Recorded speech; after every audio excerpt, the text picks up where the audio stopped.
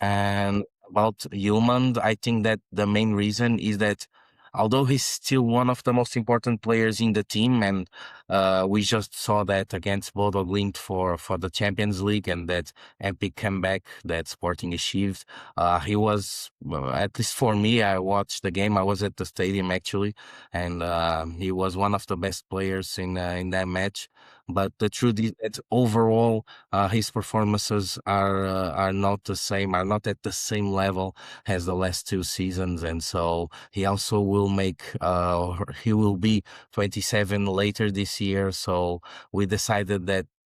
He was not justifying a 50 million market value, so we took this decision, and he has now 45 million euros market value. Do you sense with Hjulmand, he's such an interesting case because he's a defensive midfielder.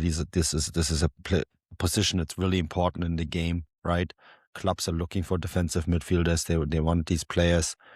Do you sense that, especially with playing for Denmark, do you sense that this upcoming transfer window is almost like a career-defining transfer window for him? Because there's always been rumors around him, right? I mean, last summer, this winter, and I know doing these market values, we sometimes they get pushed up because of the anticipation of a big transfer, and then when that doesn't materialize, we're like, okay, well, maybe the market isn't as strong. And do you sense really that the time for him has now come, where we're saying, well, if this transfer doesn't come next summer, this could be just one of the many downgrades down the road?